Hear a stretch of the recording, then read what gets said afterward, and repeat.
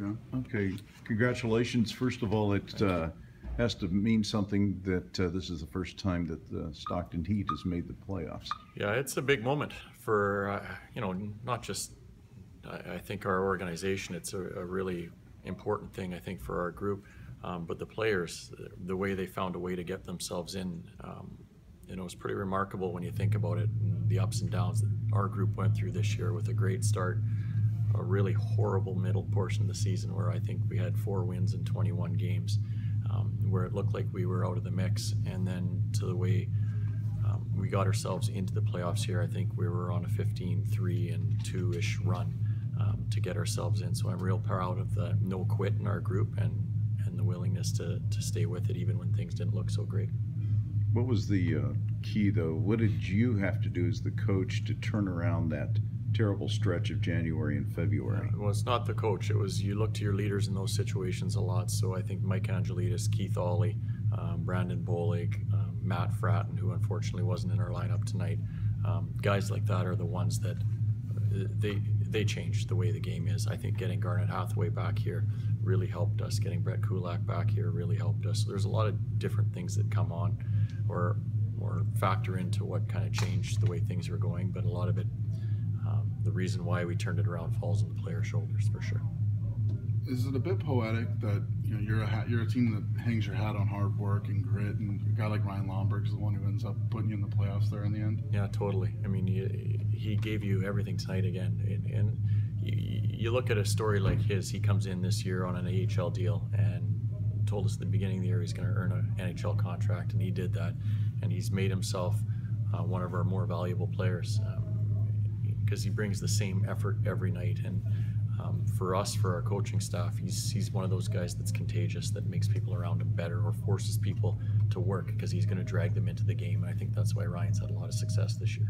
You talked a lot this year about a goalie stealing you a game, and did you feel like maybe at this point, the last maybe a few games where it's just kind of at points in the game done that for you? Yeah, I think tonight was a pretty solid hockey game both ways. I mean, they were as desperate as we were to get in. I think Riddy made some saves when he had to. I didn't think he had to be busy like he was in San Jose when we were there a few games back, but he's another guy, when you look at our team, has done a real remarkable job for us, the way he's played. So he was a big part of our win tonight, and he's a big part of why our team is now in the playoffs. How dangerous is this team moving forward, knowing that you had to claw and scrape your way in? Well, hopefully, you always want to go into the playoffs playing your best hockey, and I think we are doing that right now. I feel like we've been playing playoff hockey for over a month because we put ourselves in a real tough spot. So I think our intensity, I think our urgency, and I think our willingness to do the uncomfortable things is where it needs to be. We have one game tomorrow. We want to make sure we play the right way, and then we have to get ourselves excited and prepared for Friday night against San Jose. What will you have to do against San Jose to win that series? Well, not looking too far ahead, I think the one thing for us for sure is to stay out of the penalty box. Part of our team, the success we have is we're a gritty and edgy team, and there's a real fine line for us to have too much of it or not enough of it. Right. So we have to find that magic marker, if you will, where we can't step over because we can't give them power play opportunities. I think that's the one big thing for us that we'll have to focus on. And they also have a very good goalie too. Yeah, they do, but we do too. Yeah. Any thought whether or not some of the newer players might get a chance to play tomorrow night? Yeah, there'll be quite a few new guys in the lineup tomorrow. I mean, we've had some guys that have played a lot of hockey here over the last little bit. They've played some hard minutes, so we have a chance now to reward some of the guys that have been patiently waiting to get themselves back in, and they'll be given an opportunity tomorrow night. So, the other night when I spoke to you, you said, the Barracuda is a team that we don't really like. Mm-hmm. How excited are you to face them in the first round?